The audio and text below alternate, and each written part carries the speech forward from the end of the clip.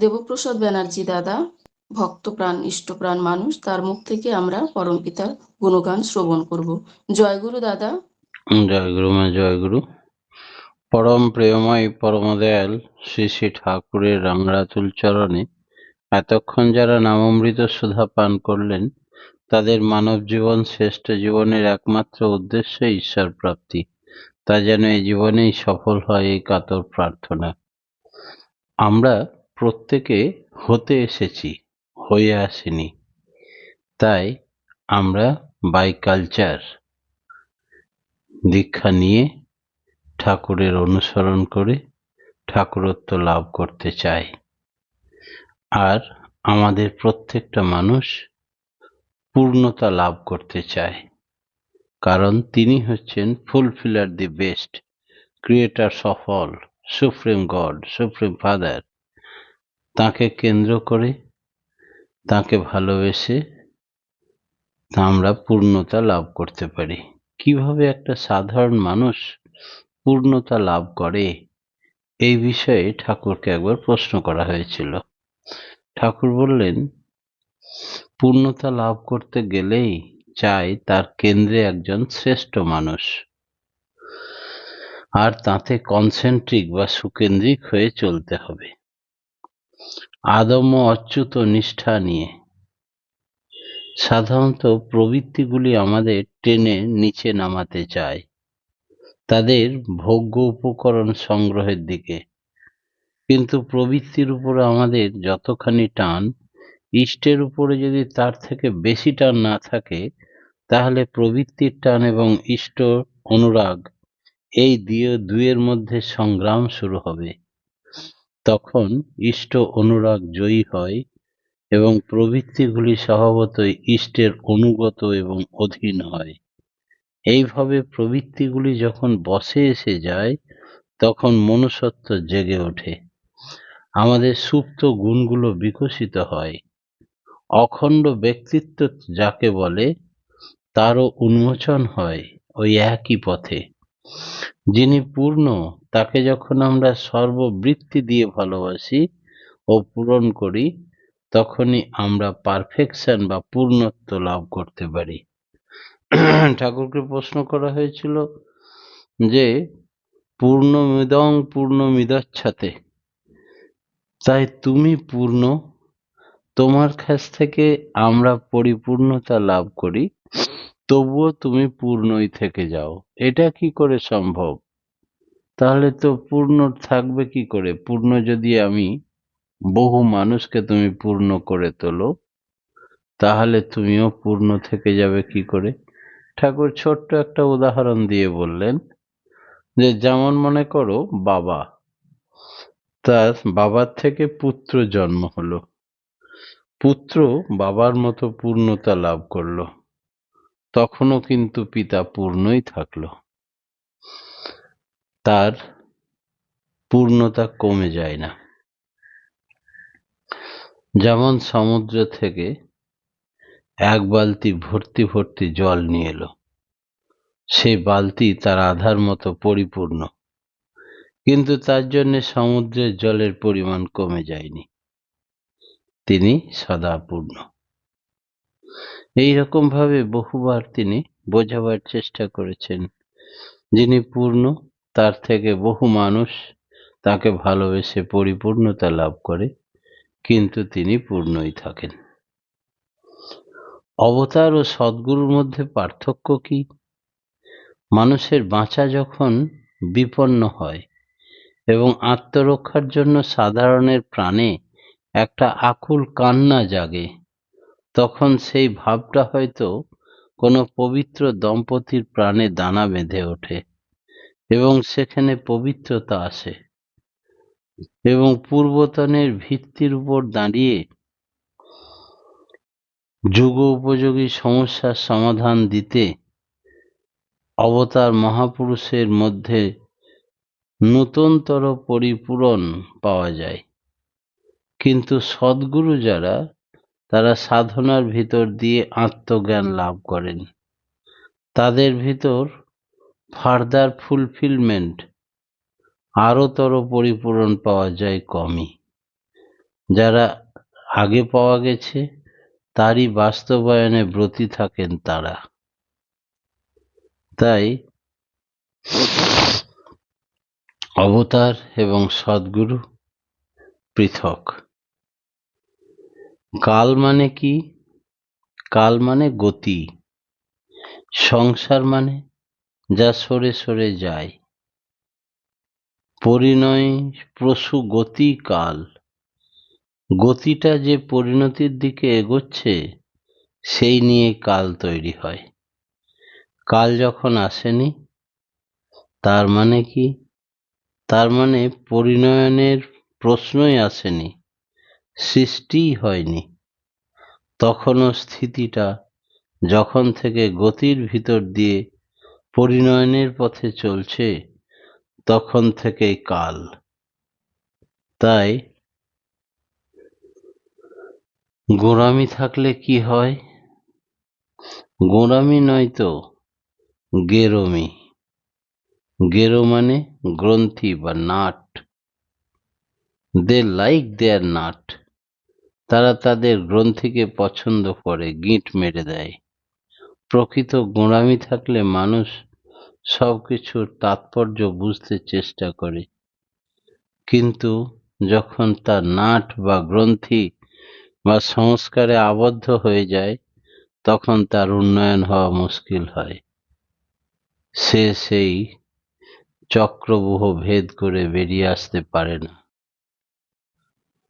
অদ্বৈত অনুভূতি বলতে কি বোঝায়? রামকৃষ্ণ ঠাকুর যেটা বলতেন যে অদ্বৈত অনুভূতি আঁচলে সদা বেঁধে রাখো, তোমার উন্নয়নের জন্য আর তোমায় ভাবতে হবে না, সব তিনিই সব তিনি। এই হচ্ছে অদ্বৈত অনুভূতি।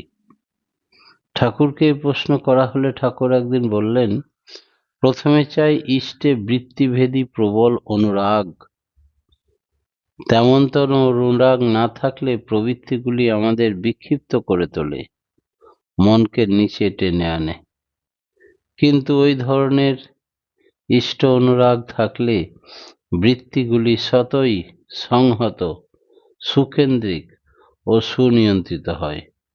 তখন জীবনের সবকিছুর মধ্যেই আসে একটা সার্থক বিন্যাস। এমনি করে ধীরে ধীরে সক্রিয় ইষ্ট অনুরাগকে আশ্রয় করে সত্তা সম্বন্ধে যথাযথ অনুভূতি আসে।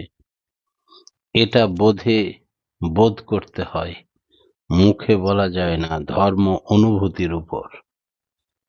যার যতটা অনুভূতি সে ততটা ধার্মিক।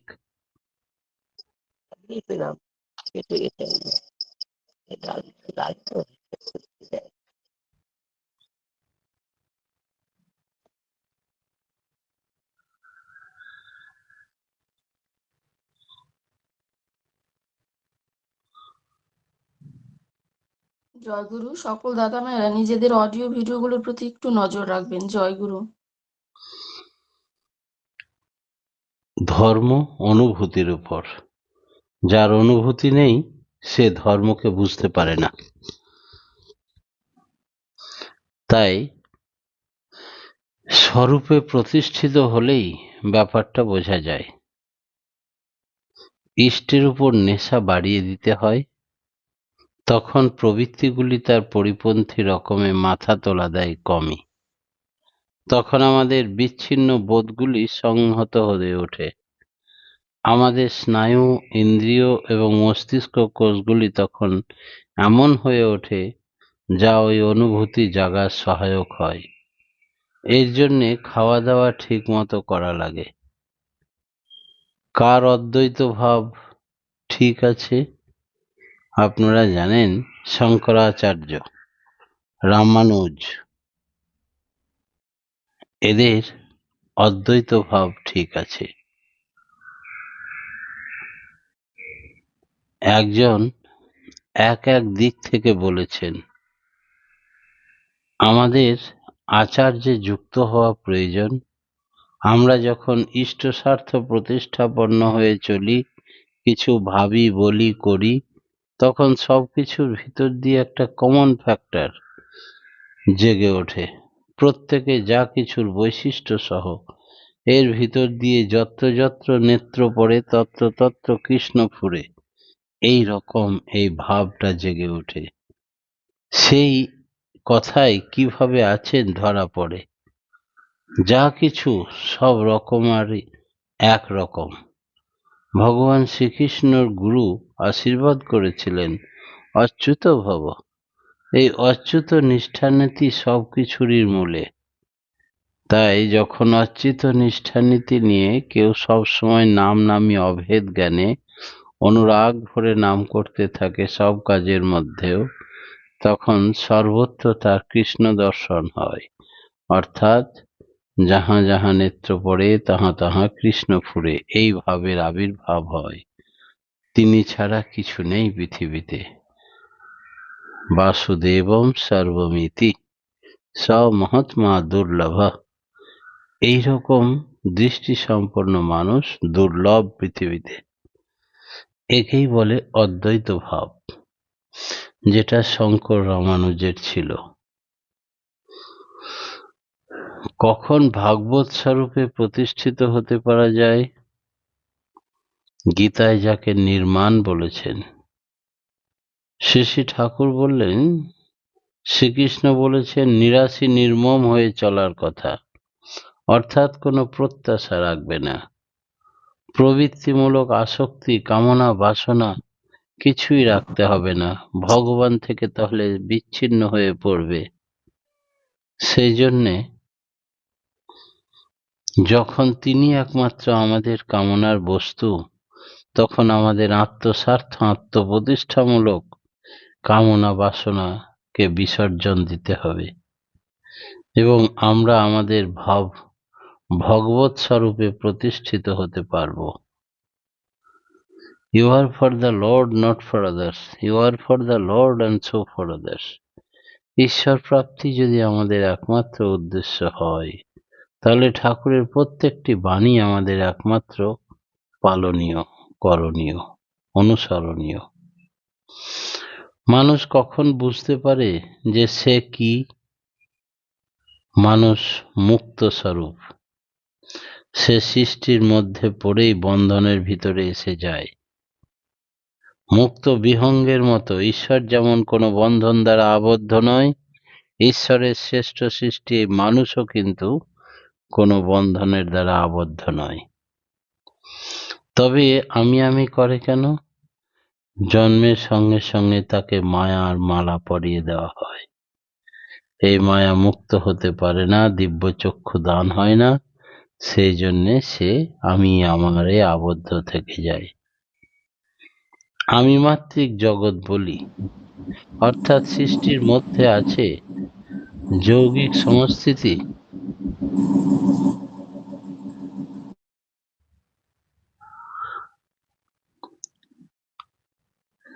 সৃষ্টির মধ্যে আছে যৌগিক সংস্থিতি, নাম, রূপ, দেশ, কাল, কার্যকরণের বন্ধন। এই সবের মধ্যে পড়ে জীবের আত্মবিস্মৃতি ঘটে। নিজের ইচ্ছায় সেই পৃথিবীতে আসেনি, সেখান থেকে নেমেছে যা কিছু সব। কিন্তু মূলত তিনি আছেন, তবে উৎস বিমুখতা, কামনার দরুন মানুষ নিজের প্রকৃত স্বরূপ ভুলে যায়। সাধনার ক্ষেত্রে গোড়ায় বলা হয় সোহং, সেই আমি।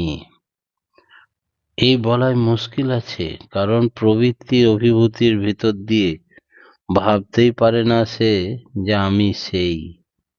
তাই বলা ভালো, জীব কৃষ্ণের নিত্য দাস। তার প্রতি ভক্তি ও অনুগত্যের ভেতর দিয়ে মানুষ বুঝতে পারে সে কি।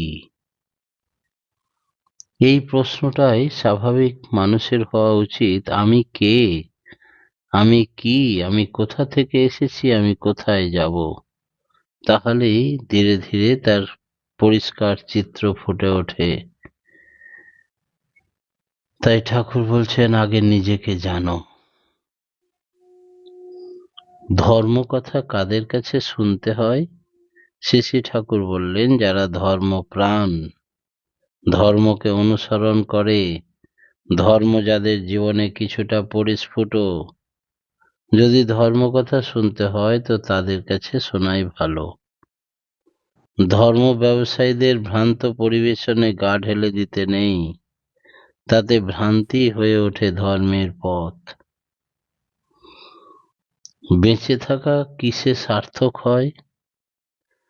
মানুষের বেঁচে থাকা সার্থক হয়ে ওঠে ঈশ্বরে, অর্থাৎ বেত্তা পুরুষে। আমার যা কিছু দিয়ে যদি তাকে পরিপূরণ করতে পারি, তাতেই জীবন সার্থক হয়, আর এর ভিতর দিয়ে আসে অমৃত তত্ত্ব। ধর্মের স্বতঃসিদ্ধ প্রমাণ হয় কি করে? সত্তা সম্বন্ধে আমাদের কোনো প্রশ্ন নেই, আর প্রত্যেকের সত্তায় থাকে নিজস্ব প্রকৃতি ও বৈশিষ্ট্য নিয়ে। এর থেকে অনুমান করা চলে যে এমনতর থাকার কারণ আছে। সৃষ্টির পিছনে স্রষ্টা আছেন, আর স্রষ্টাকেই আমরা বলি পরমাত্মা, পরমেশ্বর। ঈশ্বর বা আদর্শে কেন্দ্রায়িত হয়ে সত্তাকে বাঁচাবার পথে পরিচালিত করায় ধর্ম। এই চিরন্তন ধর্ম স্বতঃসিদ্ধ। সন্ন্যাস ভালো না গারস্থ জীবন ভালো? আদর্শ গৃহী হওয়াই ভালো, কিন্তু তা সবাই পেরে ওঠে না। তাই আদর্শ গৃহী তৈরি করার জন্য আজকের দিনে বহু সন্ন্যাসীর প্রয়োজন। আদর্শ সন্ন্যাসী নয়, আদর্শ ভগবান। তার পথে চলতে চলতে সহজভাবে যে সন্ন্যাস সেজেগুজে তা হয় না।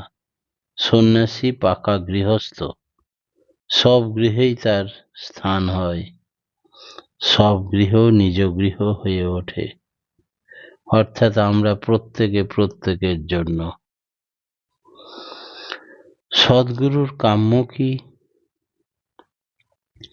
সদ্গুরুর কাম্য হচ্ছে মানুষের মুক্তি। তাদের দর্শন সর্বতোমুখী, তারা সব জানেন।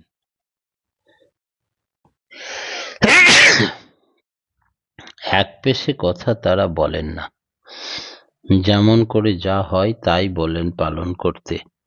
বর্ণাশ্রম জানেন না, বোঝেন না, তা কিন্তু নয়। যে প্রসঙ্গে যে কথাই বলুন না কেন, তিনি সর্বত্র জানার উচ্চ স্তরে অধিষ্ঠান করেন, সেই জন্যে সমস্তটাকেই তিনি নিয়ন্ত্রণ করতে পারেন। সেইভাবে না নিলে ভুল হবে। ধর্মপথে চলার অধিকার সবারই আছে, তাই বলে সামাজিক জীবনে বিয়ে থা ব্যাপারটা একাকার করে দিতে হবে এরকম তিনি বলেননি। যেখানে যে বিধি মেনে চললে কল্যাণ হয়, সেখানে তাই নানাভাবে মেনে চলতেই হবে। বৈশিষ্ট্যসম্মত স্বাতন্ত্র্য এবং তার অন্তর্নিহিত ঐক্য দুটোই বজায় রাখতে হবে। শাস্ত্রে আছে ব্রহ্মজ্ঞানী ব্রাহ্মণ, এতে বর্ণাশ্রম বাদ যায় না। যে কোনো বর্ণের উদ্দেশ্যই হচ্ছে ব্রহ্মত্ব বা ব্রহ্মজ্ঞান লাভ করা, ব্রহ্মজ্ঞ হওয়া।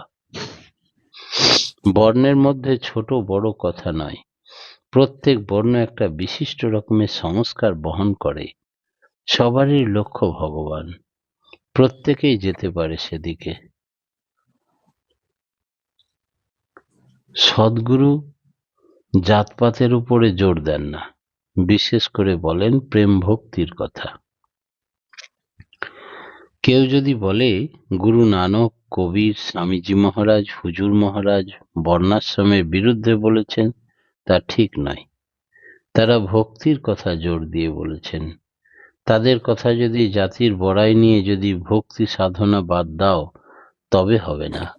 সদ্গুরু যদি শূদ্র বংশ আসেন, তাকে কিন্তু গ্রহণ করতে হবে, নচেত বঞ্চিত হতে হবে। রুইদাস চামার ছিলেন, কিন্তু কত বামন তার শিষ্য হয়েছিল। অতএব শ্রেষ্ঠকে বরণ করা মানুষের সাধারণ ধর্ম। উপবাসে কি হয়? উপবাসে প্রবৃত্তিগুলি দুর্বল হয়, তাই ডিভোশন বা ভক্তি ডেভেলপ করে সেই পরিমাণে। অবশ্য কোনোটাই বেশি ভালো না। যুক্তাহার বিহারের কথা তাই অত জোর দিয়ে বলা হয়েছে। যিশুর ক্রস কি? কেন পাদ্রীরা বা খ্রিস্টান ধর্মে দীক্ষিত মানুষ একটা বুকে ক্রস ঝুলিয়ে রাখে? ঠাকুর বললেন, ক্রাইস্ট বলেছেন, take up the cross and follow me. ক্রুশটা তুলে নাও এবং আমাকে অনুসরণ করো। ক্রুশ কথার মানে আমার প্রবৃত্তি যখন ইষ্টের স্বার্থ ও প্রতিষ্ঠার বিরোধী হয়ে দাঁড়ায়, তখন আমার ইচ্ছা তার প্রতিবন্ধক স্বরূপ হয়ে প্রবৃত্তি ভেদ করে ঠেলে ওঠে। এই অবস্থায় হচ্ছে ক্রুশ।